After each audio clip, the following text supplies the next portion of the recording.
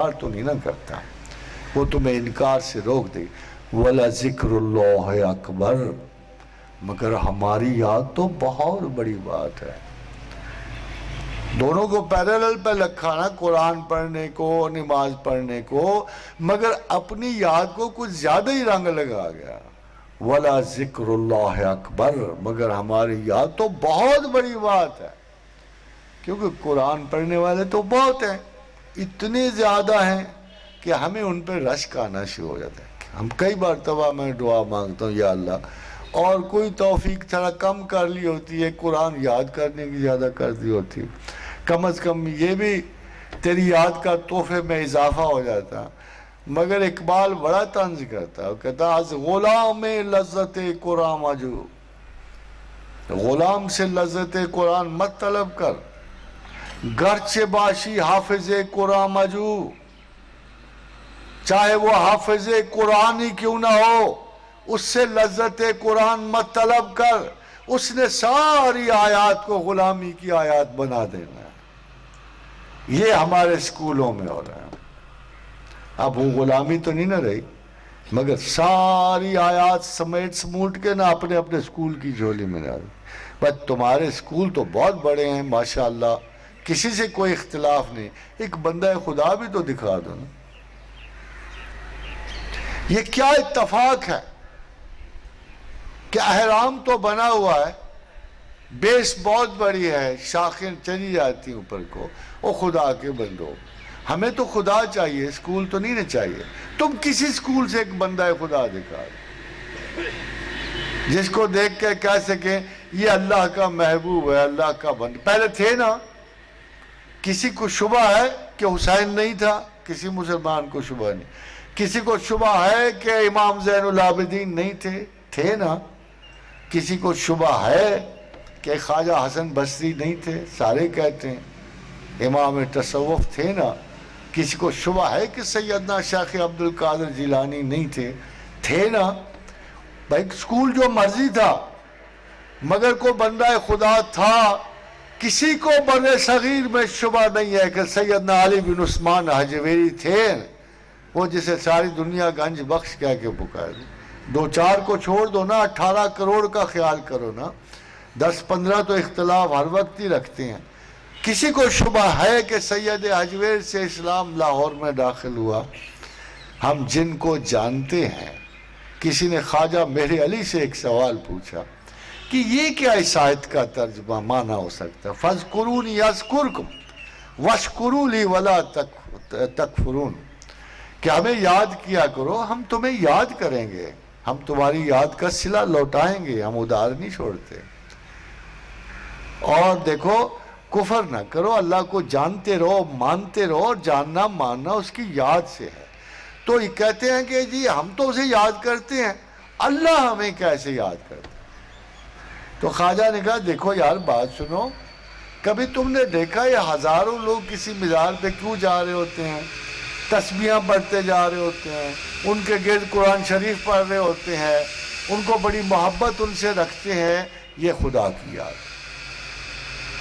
ویسے تو فسق و فجور تو سید حجویر کے مزار پر بھی ایک دفعہ شروع ہو گیا تھا، مگر ہم شاید زمانے میں اس قسم کی علامات کو ختم کرنے سے قاصر ہیں، اس لیے کہ پروردگار کا اصول ہے کہ چمک آئینے میں آتی نہیں ہے جب تک پیچھے زنگ نہ لگا ہوا.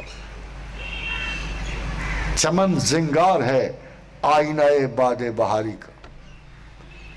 اصل میں کسی خوبصورتی کو اجاگر کرنے کے لیے ایستھیٹکس کا رول ہے کہ کسی بھی خوبصورتی کو اجاگر کرنے کے لیے کنٹراسٹ تھوڑا سا تو ہونا چاہیے نا. ڈارکنس میں روشنی زیادہ حسین لگتی ہے، تو بدترین خلائق میں ہی کوئی حسن اخلاق والا چمکتا نہیں. اس لیے خداوند نے یہ ایک ایوریج رکھی ہوئی ہے. شر نے رہنا ہے، مگر افسوس ہے کہ آخر میں سارے ہی شر نے رہنا ہے. کیونکہ حضور سے پوچھا گیا قیامت کب قائم ہوگی؟ فرمایا جب زمین پہ ایک بھی اللہ اللہ کہنے والا نہیں رہے گا. لگتا ہے کہ ایوریجز بہت خراب ہونے والی آگے. خدا ہمیں توفیق دے ہم اس زمانے کو درست کر لیں.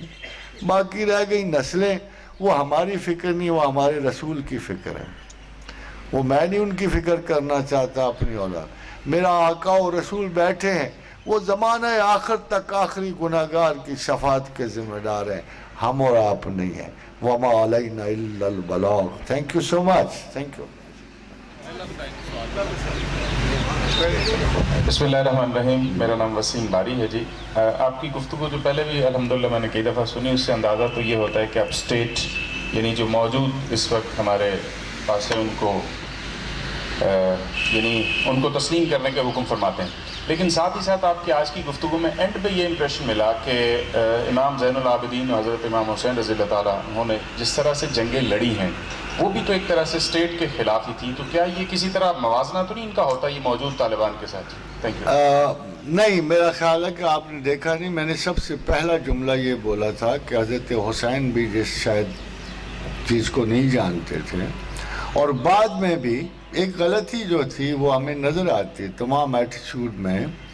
حضرت امام زین العابدین میں تو وہ نہیں ہوئی، مگر بنو ہاشم ہونے کی حیثیت سے اور چونکہ خلافت بھی گزری، نبوت بھی گزری، تو کچھ نہ کچھ ان کے وہ لوگ جن کا خیال یہ تھا کہ ہمارا حکومت پہ حق ہے، انہوں نے ایک نہیں بلکہ متعدد مرتبہ مملکت اسلامیہ میں خروج کیا، جس کی مثال میں نے آخر میں دی آپ کو کہ حضرت حسین کا مقصد خروج نہیں تھا، مگر ایک وضاحت کے ساتھ جیسے کسی دیکھیں نا اب یزید جو ہے اس کا ایک شعر ہے جس کو حافظ شیراز نے اپنی غزل میں نقل کیا کہ اعلیٰ یا ایھا الساقی ادر قاسم و ناولھا. تو دراصل یہ یزید کا شعر ہے، ادر قاسم و ناولھا اعلیٰ یا ایھا الساقی، کہ شراب ڈال. اور عرب کو شراب کی بات ہماری طرح نہیں کرتا مولانا ریاض خان آبادی کی طرح کہ ساری عمر چکھا بھی نہیں اور شاعری شراب کی کرتے رہے.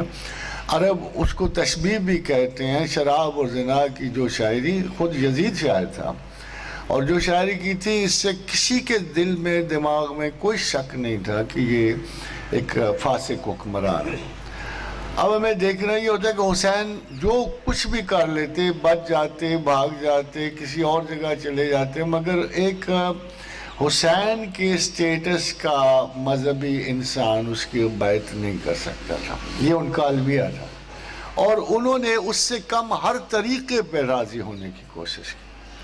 یہ ایک بڑی بدبختی کی بات ہے کہ وہ یزید چونکہ اسی شکر میں رہتا تھا اور وہ اس کو رہا نہیں کیا جا سکتا. He was responsible for the matter. کو اسٹیٹ کا حکمران تو نہیں مجھ سے نکالا جا سکتا، نہ عمر بن سعد کو نکالا جا سکتا ہے، نہ زیاد بن ابی عبید کو نکالا. they were responsible for the most heinous act in Islam. مگر اس کے بعد بھی واقع حسین کے بعد بھی جب جنرل لوگوں کی ہمدردیاں اہل بیت کرام کو حاصل ہوئی، تو جیسے میں نے دو بزرگوں کا نام لیا، اس کے علاوہ بھی بہت ساری ایسے ایفرٹس ہوئے اہل بیت کو لانچ کرنے کی، دوبارہ لانچ کرنے کی. ان میں امام نفس زکیہ محمد بن علی، امام زید بن علی، ان سب نے جد و جہد کی دوبارہ اہل بیت کو اقتدار لانے میں. مگر جو میں بات بتانا چاہتا ہوں کہ آخر کو 100-150 برس کے بعد فاطمیہ سلطنت قائم ہو گئی.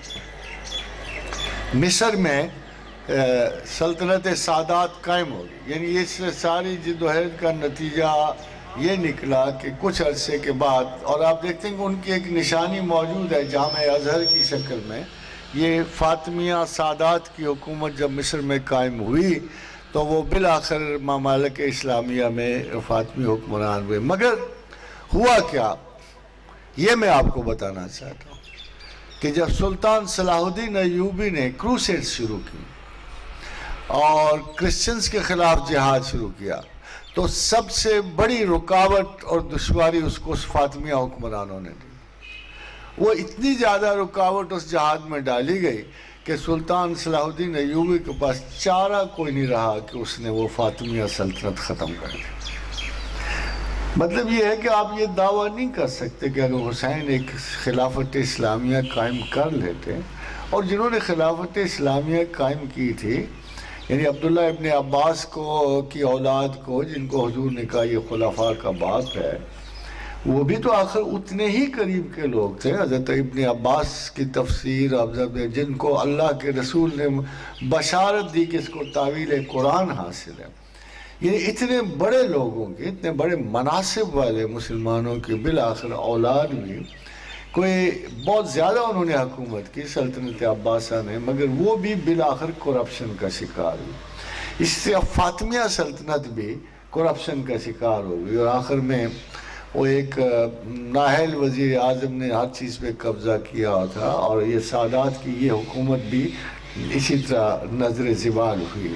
تو ہم یہ تو نہیں کہہ سکتے کہ جی اگر شروع سے ہی کوئی سادات کی حکومت قائم ہو جاتی اور آج تک ویسی رہتی، it was not possible. People had to go on this. یہ قانون فطرت ہی نہیں ہے، اور اسلام میں اللہ نے یہ قانون رکھا ہی نہیں ہے.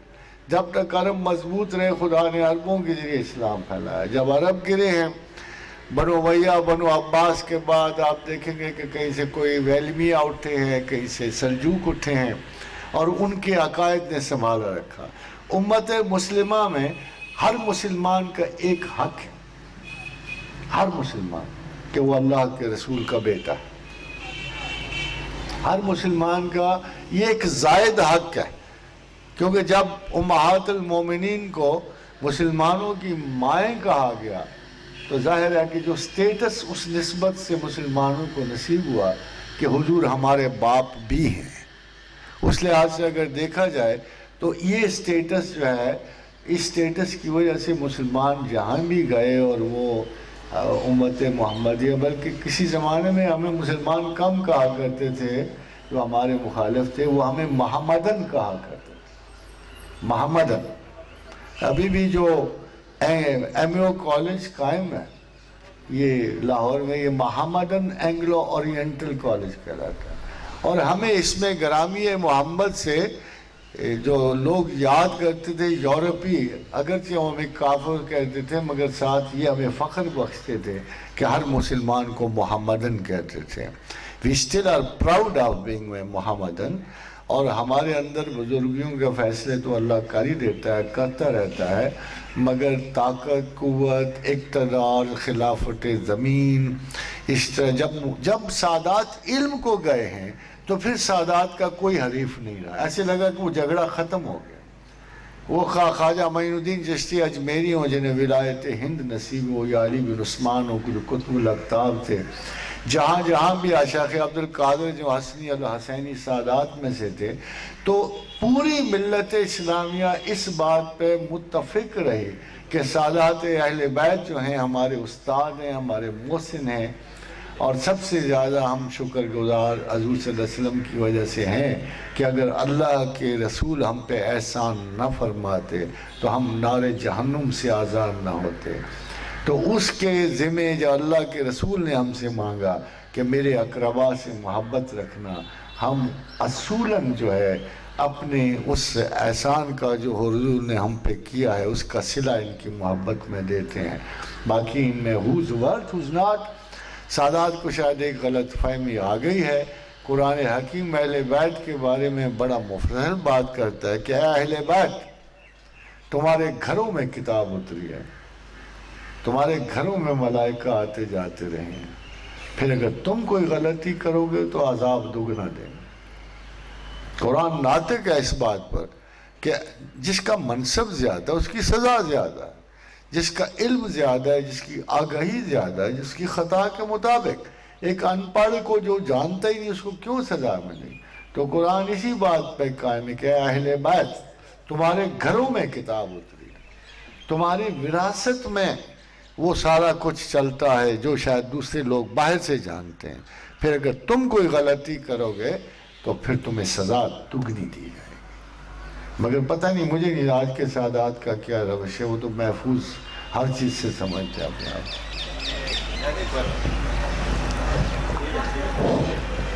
سر میرا سوال ہے کہ یہ سر جو ریسنٹلی ابھی سید منور حسن صاحب کی اسٹیٹمنٹ آئی ہے تیم الدام مسعود کے بارے میں اور پاکستان آرمی کے شہداء کے بارے میں نے ابھی آپ سے کہا تھا کہ بہت ساری کلاسز اور سکول ایسے ہیں کہ جن کے علماء کو علماء کہنا شاید توہین مراتب علم ہے. اور اس کی وجہ یہ ہے کہ ابھی اس سے پہلے بھی ایک صاحب نے کہا کہ کتا شہید ہو سکتا یا نہیں ہو سکتا. بال میں اگر ان کا فتویٰ مان لوں تو کتے کو شہید چلو مان لیا میں نے، تو مولوی فضل صاحب کو کیا مانوں گا؟ یہ بڑی مشکل بات ہے۔ یہ مجھے نہیں سمجھ آتی کہ اس قسم کے جاہلانہ الفاظ جملے بولنا ہمارے علماء میں کیوں راسخ ہو گئے ہیں۔ یہ ایک شدت ہے۔ اب امریکہ سے میں فرض کروں بتاؤ جی امریکہ کے خلاف کوئی جنگ کرے گا تو میں، آپ نے شاید 5-7 سال پہلے خبر نہیں پڑی کہ امریکہ نے مولوی فضل الرحمان کو ویزا دینے سے انکار کر دیا۔ مجھے تو لگتا ہے یہ سارا اسی کا غصہ ہے۔ آج امریکہ میں ہوتے تو جان چھوٹ جاتی، کتے کی بھی جان چھوٹ جاتی، ان کی بھی جان چھوٹ جاتی۔ جب قاضی اگر منور حسین صاحب کو دیکھو تو شروع سے ہی خیال یہ تھا کہ یہ مشتعل اور بڑے ہی ناقص العقل قسم کے محاورے بولنے والے ہیں، تو یہ اس قسم کی غلطی ضرور کریں گے۔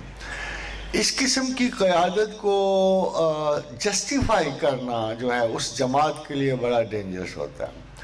آلریڈی زوال پذیر جماعت اسلامی کے جب ایسے امیر ہوں گے تو پھر آپ جانتے ہی ہو کہ نتیجہ کیا نکلتا ہے۔ I think he has signed the death warrant for Jamaat Islami. میں جو قائد صاحب کا سمجھتا ہوں نا، جو انہوں نے اس حرکت سے کیا ہے، جماعت اسلامی کبھی بھی غیر محب وطن نہیں سمجھی گئی، بلکہ میں جہاں تک جماعت اسلامی کا میں ایک قسم کا ذہنی تو مخالف ہی رہا ہوں، مگر ایک بات کی مجھے خوشی تھی کہ جماعت اسلامی ہمیشہ محب وطن رہے ہیں۔ ان کے لوگ ہمارے ساتھ اٹھے ہیں، ینگ آدمی پڑھے لکھے ہیں، اور بڑے ہمت کے ساتھ انہوں نے کوششیں کی ہیں۔ دیکھو give the devil his due, جہاں تک میں جانتا ہوں کہ جہاں تک جماعت اسلامی کا یوتھ ہے بڑا پکا پاکستانی اور بڑا پکا یعنی مسلمان ہے، کسی قیمت پر بھی ان میں سے کوئی شخص بھی کسی غیر ملکی طاقت کا ساتھ دینے میں تیار نہیں ہوتا۔ مگر حیرانی کی بات ہے کہ جناب معظم لیڈر صاحب ان کے، بلکہ جماعت اسلامی کے بارے میں کہا جا سکتا تھا کہ سب سے اولین فیورٹ جماعت کی اسٹیبلشمنٹ آرمی کی ہوتی ہے، اور یہ غالباً اس رنج کا نتیجہ ہے کہ نئے آرمی چیف نے، یا جو ابھی ہیں آرمی چیف، انہوں نے وہ انقلاب نہیں لائے یا انہوں نے جمہوریت کو پلٹایا نہیں ہے۔ تو اس پہ غصہ ہے جماعت اسلامی کو کہ بہت پہلے ان کو چاہیے تھا کہ سارے سلسلے حکومت کے توڑ کر آرمی آ جاتی تو ہم اس کو اپریشیٹ کرتے، وہ نہیں آئے تو یہ ان کے خلاف ہو گئے۔ میرا تو خیال ہے یہ ایک نیٹ رزلٹ ہے لیڈر کی اسٹیٹمنٹ کا۔ ویسے وہ منور صاحب کو جماعت کے اندر بھی لوگ کہتے ہیں جذباتی سے آدمی، جذباتی آدمی کے لیے اور بھی بڑے لفظ استعمال ہوتے ہیں، مگر میں یہ اسی پہ اکتفا کروں گا۔ نیکسٹ کوشچن کسی صاحب کا ہو، نہیں تو میں خود کوشچن ایک بڑا صاحب کی خدمت میں پیش کر دیتا ہوں۔ آپ حضرت صرف کھانے کا اعلان کریں، سوال اچھا آپ نے فرمایا ہے ایک آج کل وہ بحث بھی چل رہی ہے کہ ہر امت کو ایک موت ہے یا ہر گروہ کو ایک موت ہے، لیکن ساتھ ساتھ آپ ارشاد فرماتے ہیں کہ پاکستان پہ بہت اچھا وقت آنے والا ہے، تو اس کا تناظر آپ کیسے کریں گے؟ کیا پاکستان وہ جب میں امتوں کی یا پہلے حکمرانوں کی یا سلطنتوں کی بات کرتے ہیں تو وہ ایک مرحلہ ہے۔ اللہ تعالیٰ نے قرآن حکیم میں لکھا کہ کل امت کی ایک اجل مقرر ہے، ایک لمحہ اس سے آگے پیچھے نہیں ہو سکتے، مگر پاکستان میں تو وقت ہی کوئی نہیں آیا۔ یہ تو بیچارہ پیدا ہی نہیں ہوا، جب سے پیدا ہوا ہے علم و عالم اور علمیوں کا شکار ہے، آفات و سماوات کا شکار ہے۔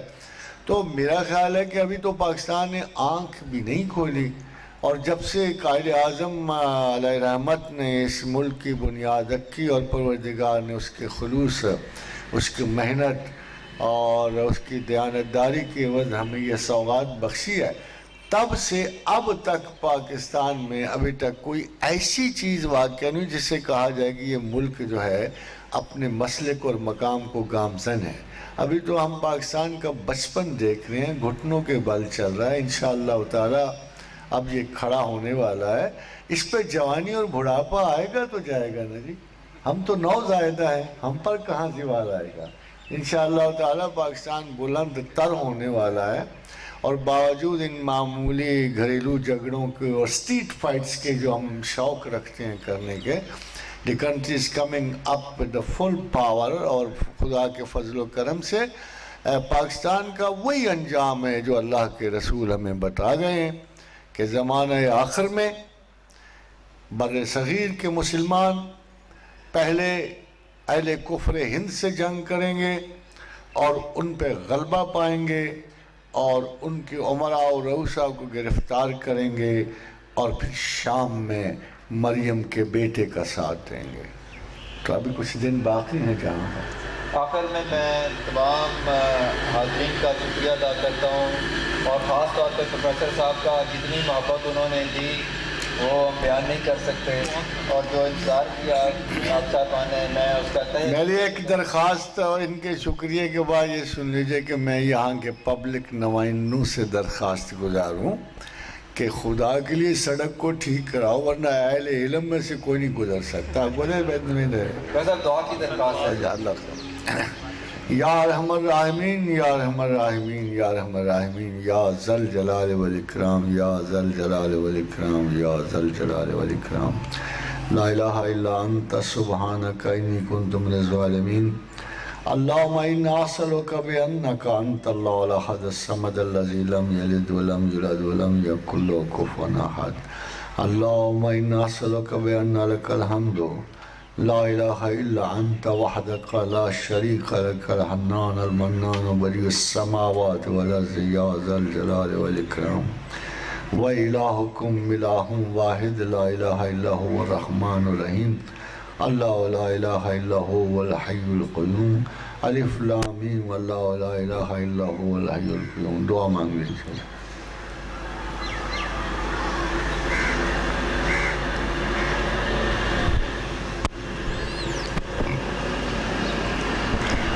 اللہم اعنا علی ذکرک و شکرک و حسن عبادتک.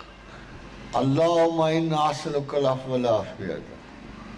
اللہم انا اعوذ بک من البرص والجنون والجذام وسیء الاسقام.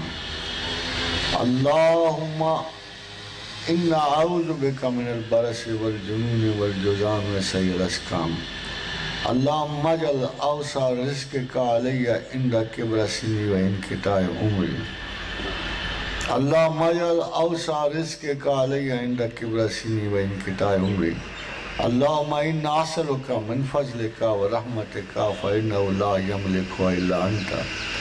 ربنا وهب لنا من ازواجنا و ذریاتنا قرۃ اعین واجعلنا للمتقین اماما. اللہم رب النبی محمد اغفر لی ذنبی واذھب غیظ قلبی واجرنی من مضلات الفتن ما عیشتنا.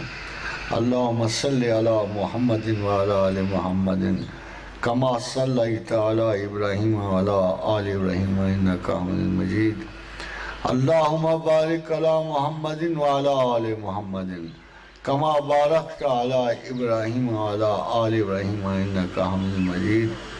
اللہم صلی علیہ کما ذکرہ الذاکرون. اللہم صلی علیہ کما غافل عن ذکرہ الغافلون وسلم تسلیما کثیرا. Thank you very much, ladies and gentlemen.